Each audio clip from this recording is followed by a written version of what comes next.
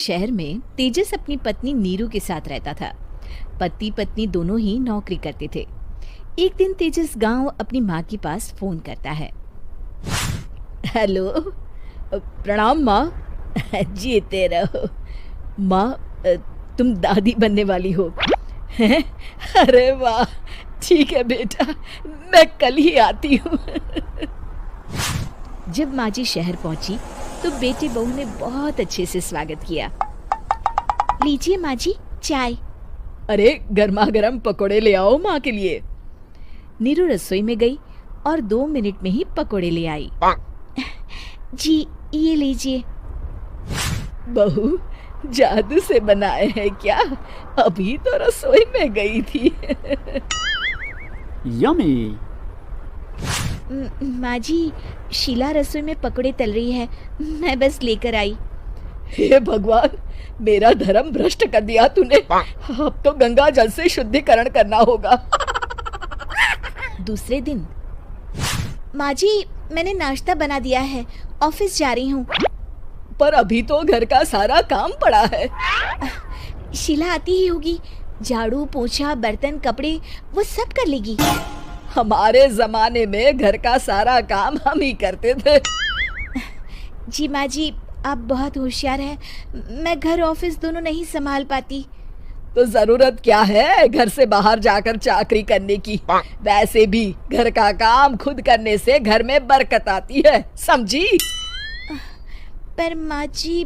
पर वर कुछ नहीं, इस महीने की पगार मिले फिर ऑफिस बंद है। हाँ।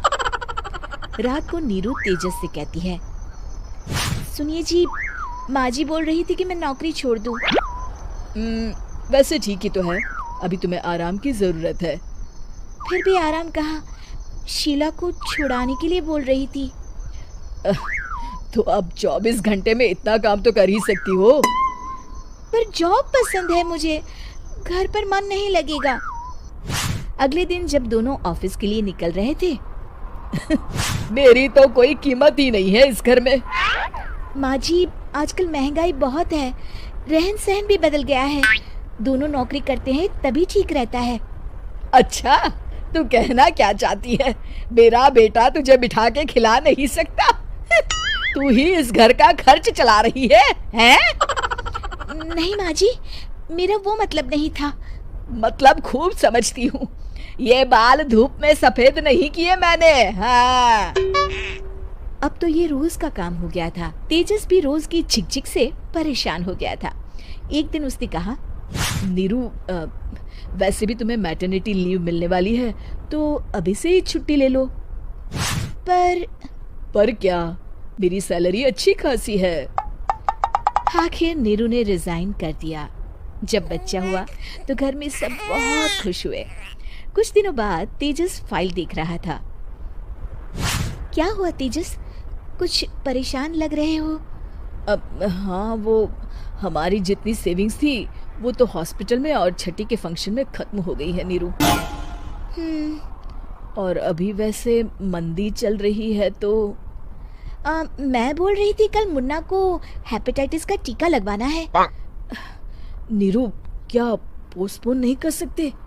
नहीं जी, बिल्कुल नहीं। अब तेजस को समझ में आ रहा था कि उससे गलती हुई है। पैसों की कमी का असर घर के माहौल पर भी पड़ रहा था। अगले दिन, बेटा मेरा चश्मा और ये दवाइयाँ ले आना, पर्चा देते हुए माँ जी ने कहा। जी। तेजस, मुन्ना के लिए दूध का डिब्बा और डायपर भी ले आना, और ये किराने के सामान की लिस्ट है, इसे भी लाना है। तेजस गुस्से में लिस्ट मरोड़ कर फेंकता है और चिल्लाता है, पैसे क्या पेड़ पर उगते हैं? ये ले आना, वो ले आना। अरे पर ये जरूरत का सामान ही है। वो गुस्से में बिना कुछ कहे ऑफिस चला गया। अरे अरे लंच तो ले जाइए। नीरू दौड़कर डिब्बा पकड़ाती है। एक दिन खाना खाने के बाद, नीरू, अब तो मुन्ना कुछ बड़ा हो गया, तो अब तुम वापस ज्वाइन कर लो ना जॉब। पर इस रिसेशन में जॉब मिलना बहुत मुश्किल है। ट्राई तो करो। फिर मुन्ना? माँ जी है ना, और एक फुल टाइम मेड भी लगा लेंगे। पर माँ जी, उन्हें तो पसंद नहीं। तभी माँ जी वहाँ आ जाती है और प्यार से नीरू के सर पर हाथ फेरते हुए बोलती है, अब मेरी समझ में आ गया बहू, पहले के और अब के समय में अंतर है। तुम काम शुरू करो, मुन्ना की जिम्मेदारी मेरी। मेरी प्यारी माँ जी। ये कहकर नीरू उनके गले लग गई। शिक्षा, परिवर्तन संसार का नियम है, हमें भी समय के साथ चलना चाहिए। उम्मीद है कि आपको हमारी ये कहानी पसंद आई होगी। कृपया हमारे चैनल को सब्सक्राइब करें और सभी अपडेट्स के लिए बेल आइकन जरूर क्लिक करें। और हाँ, वीडियो लाइक और शेयर करना मत भूलिएगा। Bye bye.